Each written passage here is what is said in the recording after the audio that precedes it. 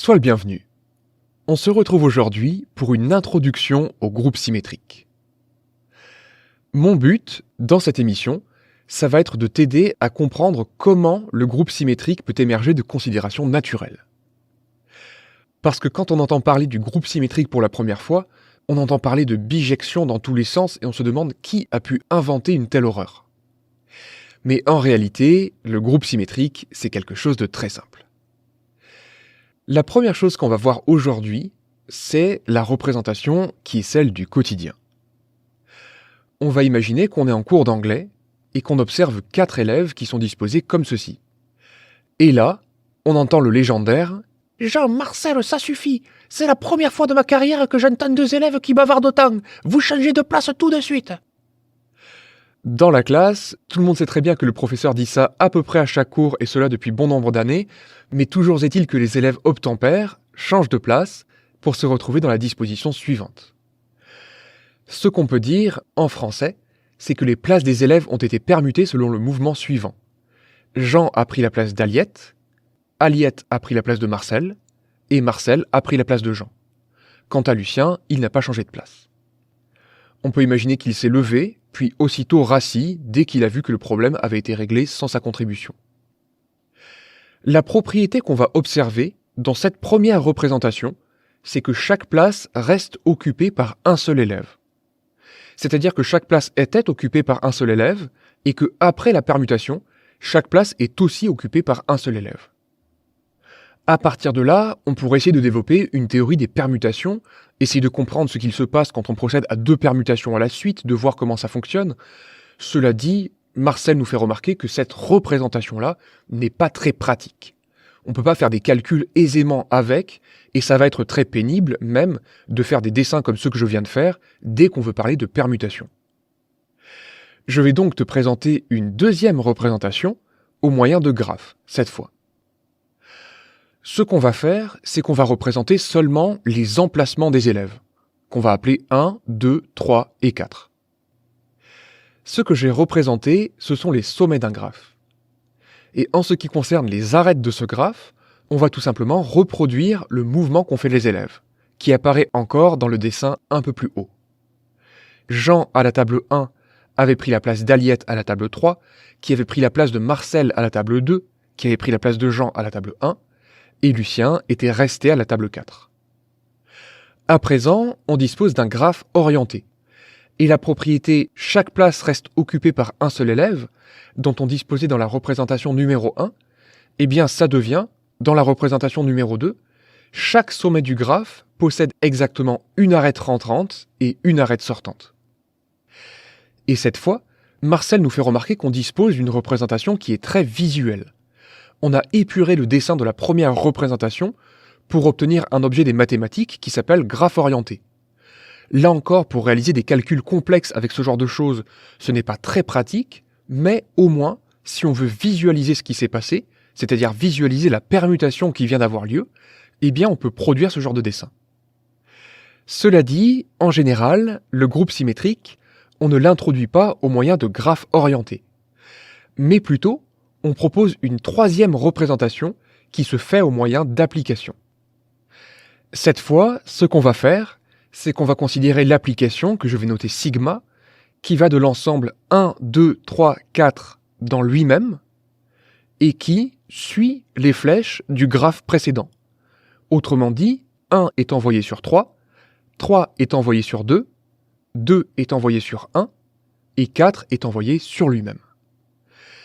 En réalité, on peut proposer 2 notations un peu plus simples. Une première, c'est de représenter dans un petit tableau les éléments de l'ensemble de départ sur une première ligne et leurs images respectives sur la deuxième ligne. Et il existe même des notations encore plus simples, par exemple celle-ci, juste 1, 3, 2, qui signifie que 1 a été envoyé sur 3 a été envoyé sur 2 a été envoyé sur 1, et puisque 4 n'est pas mentionné, ça sous-entend qu'il a été envoyé sur lui-même. Toutes ces notations désignent la même application sigma. Que devient la propriété « chaque sommet du graphe possède exactement une arête rentrante et une arête sortante » Eh bien, elle se traduit très simplement en « l'application sigma est une bijection ». Dans notre cas, comme l'ensemble de départ et l'ensemble d'arrivée ont même cardinal, cela équivaut au fait que l'application sigma est une surjection. Et donc, en reprenant les termes de la première représentation, ça traduit simplement le fait que, à l'issue du mouvement des élèves, chaque place est pourvue. Et donc, pour en revenir à cette représentation-là, eh bien c'est de celle-là qu'on se sert pour définir la notion de permutation. On dit que l'application sigma, c'est une permutation de l'ensemble 1, 2, 3, 4. Et dans l'enseignement, c'est en général la première représentation avec laquelle on travaille et qu'on utilise pour établir des résultats sur le groupe symétrique. Groupe symétrique qui se définit simplement. L'ensemble de toutes les permutations de l'ensemble 1, 2, 3, 4, on appelle ça groupe symétrique d'ordre 4. Et on définit de même le groupe symétrique de n'importe quel ordre. Pour terminer cette émission, je vais te présenter une quatrième représentation très intéressante qui se fait au moyen de matrices. En réalité, on a déjà représenté sigma sous forme de matrice. Un tableau avec des nombres à l'intérieur, ça s'appelle une matrice. Mais cette matrice-là, pour faire des calculs avec, elle n'est pas très intéressante. Plutôt, on va procéder comme ceci. On va considérer une matrice de taille 4 x 4. Sur les colonnes, on va représenter la place de départ. Sur les lignes, on va représenter la place d'arrivée. Et quant au coefficient, on va mettre un 1 lorsque l'élève à la place de départ se retrouve à la place d'arrivée. Et on va mettre un 0 sinon. Par exemple, l'élève à la place numéro 1 se retrouvait à la place numéro 3, ce qu'on revoit ici dans l'application sigma, dans la troisième représentation. Et donc la première colonne, ça va être 0, 0, 1, 0. De la même manière, comme le deuxième élève se retrouvait à la place du premier, ce qu'on retrouve là aussi dans l'application, la deuxième colonne, ça va être 1, 0, 0, 0. Et ainsi de suite pour les deux dernières colonnes. Si tu fais un peu de théorie des graphes, tu auras reconnu là la matrice d'adjacence du graphe que j'ai dessiné dans la deuxième représentation. Et j'y reviens dans quelques instants. Cette matrice, que je vais noter M sigma, on l'appelle naturellement matrice de permutation. Que devient la propriété qu'on étudie depuis le début, l'application sigma est une bijection? Eh bien, ça devient, dans ce cadre, chaque ligne et chaque colonne ne possède qu'un seul coefficient non nul qui vaut 1. Et cette fois, on dispose d'une représentation très intéressante et notamment en informatique. En effet, un tableau avec des 0 et des 1, l'ordinateur est très content de stocker ce genre de données.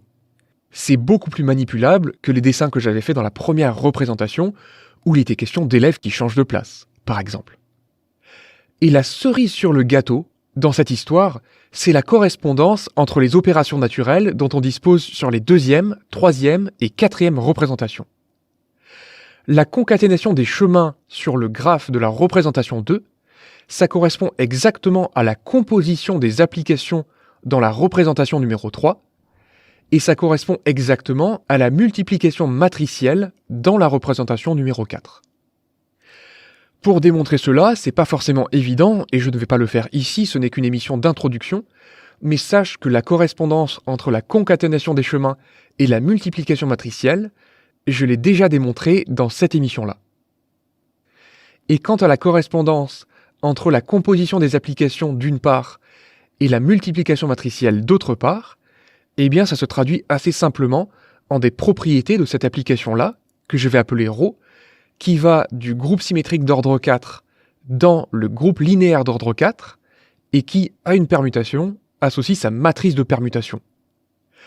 Le fait que les opérations correspondent, ça se traduit en le fait que ρ est un morphisme de groupe.